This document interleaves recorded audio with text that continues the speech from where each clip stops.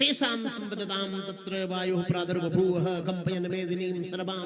वाल्मीकि रामायण में पातयांश महाद्रवान, आंधी जैसी आने लगी। परशुराम जी महान बलशाली, अस्त्र शस्त्र धारण किए। महात्मा परशुराम जी महाराज धनुष यज्ञशाला में आके खड़े हो गए।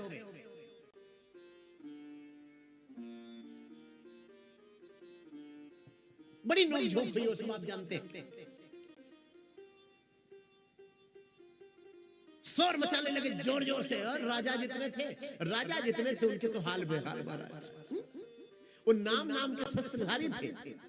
कायरों की फौज इकट्ठा हो गई थी। वो सब कोई तो सिंहासन के नीचे घुस गए और जो सामने पड़े वो चरणों में लेट गए। मैं फला नरेश का बेटा हूं परशुराम जी से। बोले महाराज हमको आशीर्वाद दो। कोई कहा मैं उनका बेटा हूं महाराज, कोई कहा मैं इंद्रजीत का बेटा हूं महाराज, कोई कहा मैं युधाजित का बेटा हूं महाराज। परशुराम जी किसी को देखते ही नहीं। उनको तो एक ही धुन सवार है, धनुष किसने तोड़ा।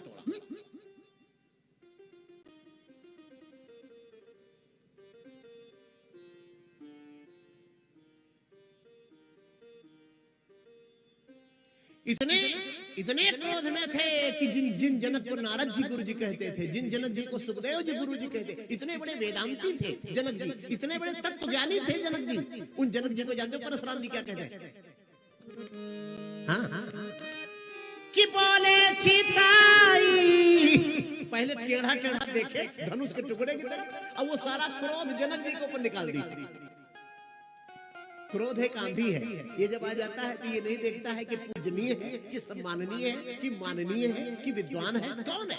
क्रोध है। जब वो आवश्यकता से मर्यादा पार कर जाएगा, जब वो क्रोध, तब वो क्रोध आंधी का रूप। जैसे हवा तो सबको अच्छी लगती, क्रोध होना भी चाहिए, नहीं तो आपका कब्र कब्जा कर लेगा, कोई आपकी मोटरसाइकिल ले जाएगा, आप कुछ बोलेंगे नहीं। लेकिन वही क्रोध जब सीमा के बाहर चला जाता है, मर्यादा को पार कर जाता है, तो वही क्रोध आंधी के जैसा हो जाता है। आंधी किसी को पसंद नहीं। हाँ? बाल में भी धूल भर जाए, आंख में धूल भर जाए, लेकिन जो शीतल मंद सुगंधित हवा है वो सबको पसंद है। तो इसी तरह से जिनको लोग गुरु जी कहते थे, बड़े बड़े ज्ञानी संत महात्मा जिनको गुरु महाराज कह करके संबोधित करते थे, जिनसे तत्व ज्ञान की शिक्षा लेने आते थे, उन जनक को जानते हैं क्या बोले? कि बोले चिताई परसु की ओरा, बोले चिताई परसु की ओरा। कहु जड़ जनक, कहु जड़ जनक धनुष कई तोरा। कहु जड़ जनक धनुष कई तोरा। बोले चितई, बोले चितई, परसु की ओरा। बोले चितई परसु की ओरा। कहु जड़ जनक धनुष कई तोरा। कहु जड़ जनक धनुष कई तोरा। जनक जी का अपमान हो, ये राम जी को सहन नहीं। राम जी कूद पड़े आगे, गुरु जी प्रणाम, मैंने तोड़ा है। मिथिलाधिपति से बहुत पूछने की आवश्यकता नहीं। शिव का धनुष तोड़ने वाला। नाथ संबोधन वंजन हरा होई है कोई दास तुम्हारा। महाराज ब्राह्मणों का जो दास हो, आप जैसे महापुरुषों का जो दास हो, वही धनुष तोड़ सकता है। परशुराम जी महाराज तो उनका क्रोध और बढ़ गया जब ये कहा कि आपका दास धनुष तोड़ता। परशुराम जी बोले वो दास नहीं, शत्रु है। शत्रु कितना भी दास बनाए लेकिन कभी वो दास नहीं हो सकता। लक्ष्मण जी बोले भैया थोड़ा पीछे आओ। राम जी बोले क्यों? लक्ष्मण जी बोले जो भाषा महाराज जी बोल रहे हैं वो भाषा बोल नहीं पा रहे, और जो भाषा आप बोल रहे हैं वो महाराज जी के समझ में नहीं आती। उनके सामने उनकी जैसी भाषा बोलने वाला कोई दूसरा होना चाहिए। जो भाषा बाबा की है वो भाषा मेरी है। आप पीछे। लक्ष्मण जी सामने आए, गुरु जी प्रणाम। अंगुली दिखाना संतों को शोभा नहीं देता, बार बार अंगुली दिखा रहे हैं। यहाँ जैसे कोई फल, कद्दू की बतिया जैसे आप, और आपको युद्ध भूमि में कभी योद्धा मिले नहीं, और हमने आपके बारे में तैसे फरसा हिलाया। राजा के पुत्र, मूर्ख बालक, इस फरसे के बारे में नहीं सुना? लक्ष्मण जी बोले खूब सुना है, उसी का गुणगान करने आपके सामने हाजिर हुआ। इस फरसे की सबसे बड़ी विशेषता यह है कि आपने इससे अपनी माँ का सर काट लिया। माँ के सर काटने वाले को, भाइयों के सर काटने वाले को हमारे वीरों की सूची में कभी वीर नहीं माना जाता। इसलिए हे विप्रदेव, मिले न कवम सुभट रणगाढ़े, दिज देवता घर के बड़े। आज तमाम वार्ता हुई, समय उतना बताने का नहीं है। बस भगवान श्री राम बार बार विनम्र निवेदन परशुराम जी महाराज से बार बार, मुनि राम सन कहा, बार बार बार बार राम राम का उच्चारण किया। परशुराम जी बोले देखो राम, ये दो ही धनुष तीनों लोकों में थे, एक जो तुमने तोड़ डाला वो, एक जो मेरे कंधे पर टंगा है। इमे दो धनुषी दिव्य श्रेष्ठे लोका विपूजिते। तीनों लोकों में ये दो ही धनुष सबसे बड़े थे, इनसे बड़ा कोई धनुष नहीं था। यदि तुम इस मेरे धनुष की प्रत्यंचा चढ़ा दोगे ना, इतना मुश्किल धनुष था वो, प्रत्यंचा चढ़ाना सबके बस की बात नहीं थी। यदि प्रत्यंचा चढ़ा दोगे तो द्वंद्व युद्ध का तुम्हें अवसर दूंगा। राम जी बोले बड़ी विचित्र बात है बाबा, मैं बार बार यही चिल्ला रहा हूं बड़ी देर से कि सुर महिसुर हरिजन और गाई, हमारे कुल इन पर न सुराई। देवता, ब्राह्मण, गऊ और भगवान के भक्त, ये चार हमको कितने भी गाली देते रहे, हमको कितना भी कुछ उल्टा सीधा बोलते रहे, हम इन पर हथियार नहीं उठाते। और बार बार आप द्वंद्व युद्ध की बात कर रहे हैं। और बिना लड़ाई किए यदि आपको हम विजय पत्र लिख दें, बाबा लड़ना ना पड़े और ऐसे हम हार जाए तो ऐसा रहेगा। क्योंकि कोई भी लड़ता है जीतने के लिए, और जीतने के लिए लड़ना पड़ता है। अब हम बिना लड़े ही हार जाए बाबा तो कितनी आसानी होगी। सब प्रकार हम तुम सन हारे, सब प्रकार हम हार गए, सब प्रकार हम तुम सनहारे, सब प्रकार ये बात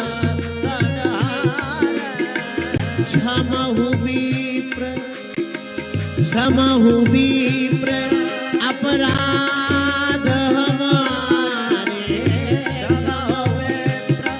अपराध हमारे, सब प्रकार हम तुम सनहारे, सब प्रकार हम तुम सनहारे। अब समझे, क्षत्रिय लोग ब्राह्मणों की इस तरह इज्जत करते थे पहले कि वो बार बार गर्म हो रहा है बाबा, बार बार फरसा दिखा रहा है, और उसको फरसा दिखा रहा है युद्ध भूमि में जिसने पीठ दिखाना नहीं सीखा। बोलो जय श्री हरि। उसको फरसा दिखा रहा है कि यस्य बिभ्यते देवाश्च, कस्य बिभ्यते देवाश्च जातरो सस संजुगे। जो युद्ध भूमि में कुपित हो जाए तो इंद्र भी मैदान छोड़कर भाग ले, उसको फरसा दिखा रहा है। और वो क्या कह रहा है, सब प्रकार हम तुम सनहारे। अरे गुरुजी आपसे क्या लड़ाई उड़ाई है ना, ये बेकार में फरसा, तलवार, भाला और धनुष बाण, हम ऐसे हार गए। चलो आपको जिसमें संतोष, फिर भी इनको नहीं समझ में आ रहा।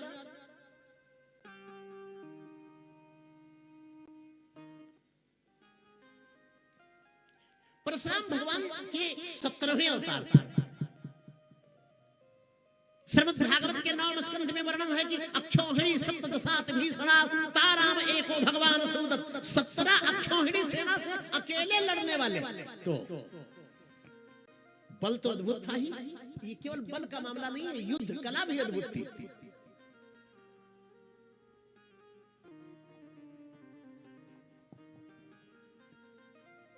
यदि राम आपने इस धनुष की प्रत्यंचा चढ़ाई, हटिए हटिए यहां से, चलिए, युद्ध में प्रत्यंचा चढ़ाई, बोलो जय श्री हरि, तो मैं तुम्हें द्वंद्व युद्ध का अवसर दूंगा। अच्छा, तो ऐसे वो धनुष जो था ना वो अपने आप ही सरक के राम जी के हाथ में चला गया। तो ऐसे उसकी तुरंत प्रत्यंचा चढ़ाई। मैं 2 मिनट में ये बात थोड़ा क्लियर करके आपको बताऊंगा। प्रत्यंचा चढ़ाई और मेघ के समान गंभीर बाड़ी में गरजते हुए श्री राम जी बोले, विप्रदेव आपके ऊपर ये बाण चल नहीं सकता, क्योंकि मेरे कुल की परंपरा है। मैं भगवान हूं या मैं राम जी का भगवान का अवतार हूं, ये है तो वो, ऐसा कुछ नहीं कहा उन्होंने अपने कुल का नाम लिया, क्षत्रिय कुल का नाम लिया।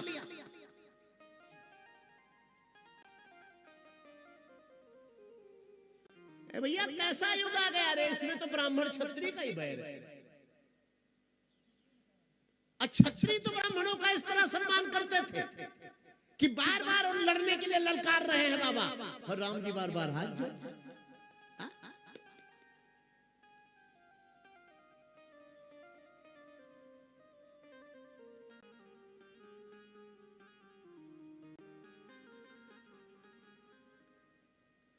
एक बात बताऊं, परशुराम जी की तरफ सब ब्राह्मण है आजकल युग में। जय परशुराम, चाणक्य, वराह मिहिर, भास्कराचार्य, जितने ये भी तो सब ब्राह्मण थे। परशुराम जी ब्राह्मणों के लिए केवल नहीं लड़े थे, परशुराम जी धर्म की रक्षा के लिए लड़े थे और अधर्मियों से लड़े थे। इसमें एक जाति विशेष की बात नहीं है। अब परशुराम कभी क्षत्रियों से लड़े थे, परशुराम है वंश के दुराचारियों से लड़े थे। परशुराम जी जनक से नहीं लड़े थे, परशुराम जी दशरथ से नहीं लड़े थे। परशुराम जी ऐल आयु नहुस ययाति यदु सज्जित सहजित नैत कुंतिमान महिष्मान भद्रक धनक कृतवीर अर्जुन जय, इनसे और वसुदेव सूरसेन इनसे नहीं लड़े। लड़े तो केवल दुष्टों से लड़े। राम जी ब्राह्मण से लड़े थे, क्यों? मुझे बड़ी पीड़ा है ऐसे ब्राह्मणों से। आजकल कई जगह ग्रुप में मैंने लिखते देखा, जय दशानन। क्या किया जाए इन लोगों को? मिश्रा जी क्या किया जाए इन ढोंगियों का? जय दशानन, इसका मतलब हम ब्राह्मण है, रावण भी ब्राह्मण था। थू है तुम्हारी विचारधारा पर, घिन आती मुझे तुम जैसे ब्राह्मणों से। इसका मतलब राम का तुम विरोध करोगे? भाई रावण का यदि समर्थन हम करते हैं तो हम राम का विरोध करेंगे। और किसी भी ग्रंथ में एक नायक तो एक खलनायक होता है। यदि रावण नायक है तो उनकी नजर में राम खलनायक है। दोनों नायक कैसे हो सकते हैं? बोलो, हो सकते हैं क्या?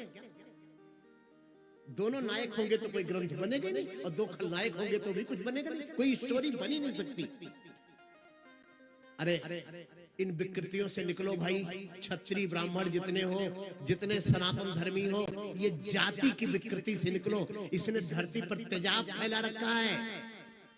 इसके लिए हमसे जो देखो, जाति प्रथा तो समाप्त नहीं होगी, जातिवाद समाप्त करना है। ये जो जाति प्रथा समाप्त करने के लिए बार बार करे, इनसे बड़ा पाखंडी कोई हो नहीं सकता। ये ब्रह्मा की बनाई हुई सृष्टि है, ये विधाता का बनाया हुआ नियम है। जाति प्रथा, और तुम जाति प्रथा खत्म कर दोगे तो उत्तर प्रदेश, मध्य प्रदेश, राजस्थान, बिहार, बंगाल भी खत्म कर दोगे। केवल भारत रहेगा, केवल भारत। तो भारत को चलाने के लिए प्रदेश बनाया जाता, प्रदेश को चलाने के लिए जिले बनाए जाते, जिला को चलाने के लिए तहसील बनाई जाती। ये बेवकूफ थे क्या सब लोग? तुम बड़े ज्ञानी हो गए हो। जाति व्यवस्था सृष्टि को, समाज को चलाने के लिए बनाई गई थी, जातिवाद फैलाने के लिए नहीं बनाई गई। अब आजकल तो अपनी अपनी डफली अपना रहा। गजब मामला है यार।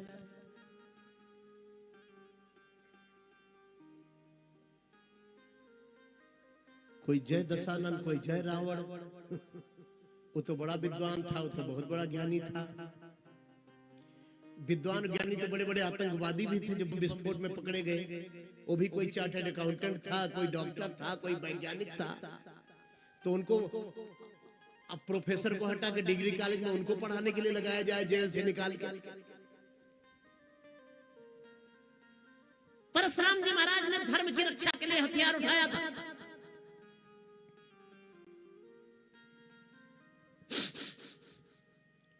हमारे 24 अवतारों में भगवान के किसी अवतार की हम निंदा नहीं कर सकते, और न किसी अवतार को हम जाति में बांट सकते हैं। राम जी तो क्षत्रिय बालक थे, तो ब्राह्मणों को उनको प्रणाम नहीं करना चाहिए? ऐसी विचारधारा पे मुझे बड़ी घिन आती है कि जो भगवान को भी, देवी देवताओं को भी, सब इन महापुरुषों को भी जाति में बांट रहे हैं लोग। मैं क्या करूं? तो मुझे तो आगे तो विनाश ही दिख रहा है। 10-5 सालों बाद क्या होगा ये मेरे समझ में नहीं आता। जिनको जिनको अपने मठ मंदिर की पड़ी है, जिनको कोई अपनी पंचायत की पड़ी है, जिनको कोई ध्यान, हम तो देखते हैं भैया चाहे कथाओं बंद कर देना पड़े, कोई ऐसा उपाय करना पड़े कि कम से कम समाज एक सूत्र में बंधा है। ये जो जहर फैल रहा है पिचकारी में भर भर के समाज में जहर डाला जा रहा है, इससे दूरी कैसे हो, इससे मुक्ति कैसे हो? मैं बार बार फिर से अपील करना चाहूंगा, जातिवाद समाप्त होना चाहिए, प्रांतवाद समाप्त होना चाहिए, भाषावाद समाप्त होना चाहिए। जाति प्रथा तो बनी रहेगी, इसके बिना तो समाज का संचालन हो नहीं सकता। जिन्होंने बनाया था वो बड़े दूरदर्शी थे, लेकिन उन्होंने ये नहीं कहा था कि आप जातिवाद फैलाना। परशुराम जी महाराज से भगवान राम ने कहा आप विप्र हो और हमारे कुल में ब्राह्मण के ऊपर हथियार नहीं उठाया जाता। वो चाहे जितना भी बार बार मुझे अपशब्द बोले, कटु बोले, तो बाबा आपके ऊपर ते बाण छोड़ नहीं सकता और वापस ये लौट नहीं सकता। जिसको देखो यही कहता राम बाण दवा। कई मुसलमान हकीमों का वीडियो देखा मैंने, कलौजी को पानी में उबालना, मेथी को पानी में उबालना, एक ढक्कन उसमें सेब का सिरका डालना, खाली पेट पीना, ये यूरिक एसिड की राम बाण दवाई है। वो मौलवी कह रहा था।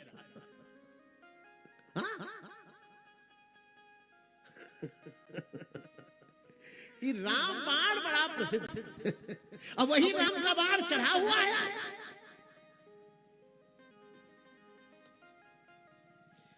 बाबा आप ही बताओ कहां छोड़ू? ये वापस हो नहीं सकता और आपके ऊपर चल नहीं सकता। ये मेरा बाण बड़ी दुविधा में फंसा हुआ है। मुझे लग रहा है महाराज जी कि आपने जितने पुण्य लोक बनाए हैं, आपने जितने पुण्य कमाए हैं, उन पुण्य लोगों को इस बाण से समाप्त हो। अरे नहीं, ये तो परशुराम जी ने मांगा था। राम जी बोले बाबा आपकी जो आने जाने की शक्ति है, परशुराम जी मन की गति से चलते थे। हाँ, आधा मिनट उनको लगता था महेंद्राचल पर्वत से यहाँ आने में, आधा मिनट में पता नहीं कहां कहां चले जाते थे। ये उनकी दिव्य शक्ति थी।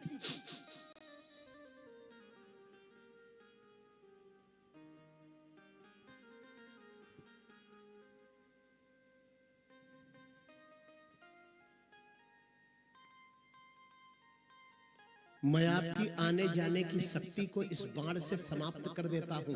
परशुराम जी का चेहरा, मुखमंडल पीला पड़ गया।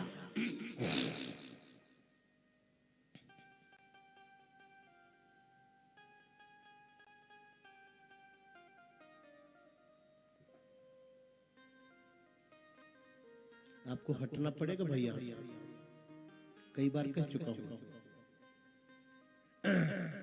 परशुराम जी का मुखमंडल पीला पड़ गया, पसीने आ गए। बोलो जय श्री हरि। हाँ? बोले राम जी से, बोले सरकार ये मेरी आने जाने की शक्ति यदि आप समाप्त कर देंगे इस बाण से, तब तो मेरा व्रत ही भंग हो जाएगा। मैंने जब 21 बार है बंसियों से पृथ्वी को जीता था तो अपने गुरु कश्यप को दान दे दी थी। पूरी पृथ्वी जमीन मैं क्या करूंगा? दान दी हुई धरती पर रात में रहता नहीं मैं। परशुराम जी बोले अपने गुरु कश्यप को दान दे दिया था। महाराज आप जानो, आप सृष्टि को बढ़ा रहे हो, आप समाज को चला रहे हो, तो जमीन की जरूरत आपको है ना, हमको थोड़े। हम तो भजन करने वाले। परशुराम जी ने दान दे दिया। अब मैं इस भूमि पर रात्रि में यदि विश्राम, क्योंकि साधारण चाल से तो हम महेंद्राचल पर्वत पे जा नहीं सकते। हवाई जहाज में बैठो तो 1.5 घंटे मुंबई पहुंच जाओ, और कोई कहे पैदल पहुंचो तब तो फिर कितनी देर लगेगी। तो वही हाल हो गया। कहा मेरी अगर शक्ति समाप्त हो जाएगी आने जाने की तो मैं जा नहीं पाऊंगा। इसलिए मेरा निवेदन, मुझे दक्षिणा में मेरी ये चाल दे दो, आने जाने की शक्ति दे दो। और मेरे जो पुण्य लोक मैंने बनाए हैं, मैंने इतना पुण्य किया है कि स्वर्ग में जो मेरे लोक बने हुए हैं, इस बाण से मेरे पुण्य लोकों को समाप्त कर दो। क्योंकि आपकी प्राप्ति में, परमात्मा के मिलने में पुण्य भी बाधक है। पाप तो है, ज्यादा पाप हो जाएगा तो नरक मिलेगा, ज्यादा पुण्य हो जाएगा तो स्वर्ग मिलेगा। न नरक परमात्मा का द्वार है, न स्वर्ग। तब तो परमात्मा से जीव जब विलीन होता है तो पाप पुण्य दोनों को जलाना पड़ता है। ये बड़ी बड़ी विचित्र बात है। नरसिंह भगवान ने प्रहलाद जी से यही कहा था, बेटा हम ऐसे नहीं मिलते कि जब जीव चाहे तो मैं मिल जाऊं, पुण्य यदि उसके पास है तो मैं नहीं मिलने वाला। पुण्य यदि उसके पास है तो उसको स्वर्ग मिलेगा। आनंद मनावे, भोगे, खूब खूब मौज मस्ती करे। हाँ? जिसके पास 20 लाख रुपए बैग में पड़े हो, कथा में बैठेगा कि वो जाएगा 5 स्टार होटल में, वो हवाई जहाज में पहले घूमेगा, वो कथा में आ ही नहीं पाएगा। और जिसके पास एक को पैसा नहीं है, भूख लगी हुई है तो भूखे भजन न होए गोपाला, वो कथा में आएगा? वो भी नहीं आएगा। अब इससे सरल और कैसे समझावे? जिसके पास खूब नोट है उनको पकड़ के लाएंगे तो पहली बात तो 3 मोबाइल उनकी जेब में भरा, एक बार उधर निकालेंगे, हाँ कुत्ते को रोटी नहीं दी अभी, हाँ? डबल रोटी दे दे, घी ले आ, दूसरे से फिर निकाला, इधर बात। हम तो इनका चेहरा नहीं देखना चाहिए, ये आंगो ही ना कथा। ये ऐसे लोग हैं कि इनको, इनके लिए ये पंडाल नहीं है। अनाधिकारी यदि किसी के दबाव में कथा में आ जाता है तो पूरे श्रोताओं को डिस्टर्ब कर देता है। हाँ, और सबसे पहले तो वक्ता ही डिस्टर्ब हो जाता है, चित्तवृत्ति खराब हो जाती है।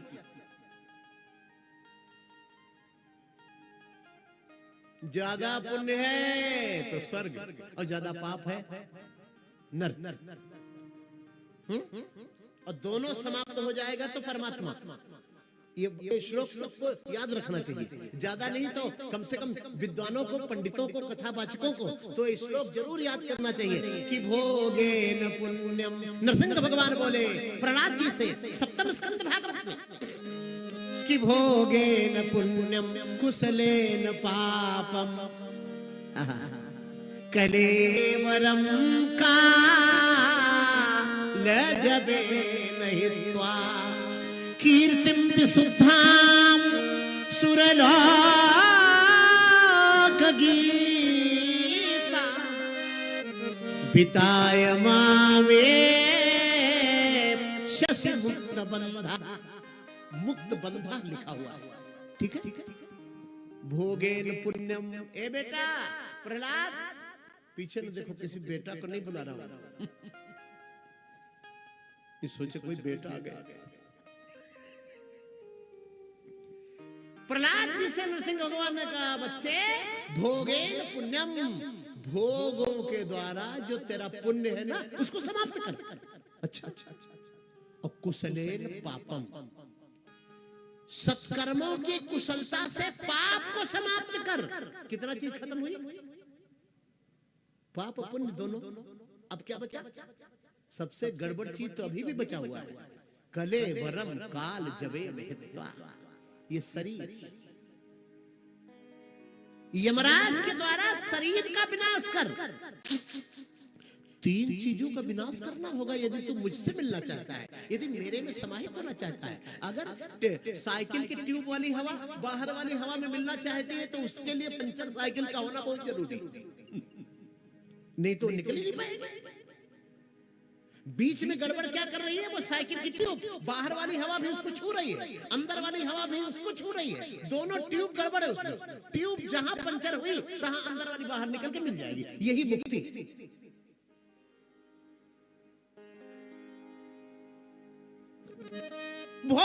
भोगेन पुण्यम कुशलेन पापम कलेवरम कालजवेन हित्वा कीर्तिं विशुद्धां सुरलोक। तब तेरी कीर्ति विशुद्ध हो जाएगी। जो परमात्मा में लीन हो गया वो तो विशुद्ध की, वो तो कथा उसकी बन गई ना, वो भगवत स्वरूप हो गया। बोलो राजा रामचंद्र भगवान की। तो बाबा समाप्त कर दूं? परशुराम जी बोले हाँ महाराज, अब पुण्य जब तक नष्ट नहीं होगा तब तक आप और हम मिलेंगे कैसे? एक बार राम जी ने मारा, गड़गड़ गड़गड़ गड़गड़ की आवाज, वो पुण्य लोक पर परशुराम जी के सारे नष्ट होते चले गए। परशुराम जी महाराज दौड़ के राम जी के गले मिल गए और रोने लगे। पहली बार हमको लगता महाराज जी रोए थे, इसके पहले रोए हुए नहीं आज तक में, है ना? हाँ।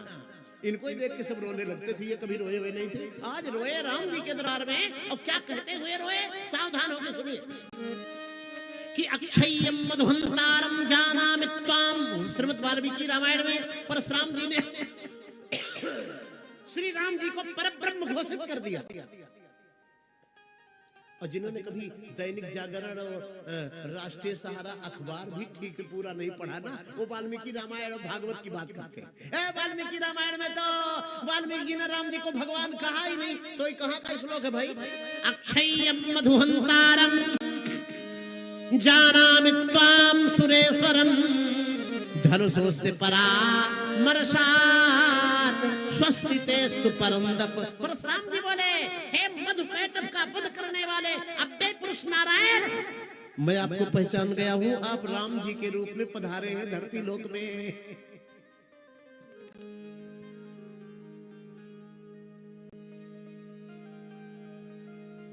आपका कल्याण हो, आपका कल्याण हो। मैं जा रहा हूं। जय रघुवंश बनज बन भानु गहन तनुज बुध गहन विषाणु। जय रघुवंश बनज बन भानु जय सुरवीर धेनु हितकारी। जय मदमो गोह ब्रह्महारी। जय मदमोह गोह ब्रह्महारी। विनयशील करुणा गुण सागर जयति वचन रचनायति नागर। विनयशील करुणा गुण सागर जयति वचन रचनायति नागर। सेवक सुखद सुभग सबयंगा। जय शरीर छवि कोटि अनंगा। अनुचित बहुत कहो अज्ञाता। अनुचित बहुत कहो अज्ञाता। क्षमो क्षमा मंदिर दो भ्राता। क्षमो क्षमा मंदिर दो भ्राता। कही जय जय जय रघुकुल के तू। रघुपति गए बनहि तप हेतु। कही जय जय रघुकुल के तू। रघुपति गए बनहि तप हेतु। जय रघुवंश बनज। 9 बार जय जय जय जय जय जय। कितनी बार? परशुराम जी ने राम जी की जय 9 बार बोली। गिनो। जय रघुवंश मनोज बन भानु गहन धनुज कुल दहन कृषानु। जय सुरविप्र धेनु हितकारी। जय मदमोह गोह ब्रह्महारी। विनयशील करुणा गुरु सागर जयति वचन रचनागर। सेवक सुखद सुभग सब अंगा। जय शरीर छवि कोटि अनंगा। करो का मुख एक प्रशंसा। जय महेश मन मान संसा। अनुचित बहुत कहूं अज्ञाता। क्षमो क्षमा मंदिर दो भ्राता। कही जय जय जय। 9 हो गए। 9 बार जय हो जय हो जय हो।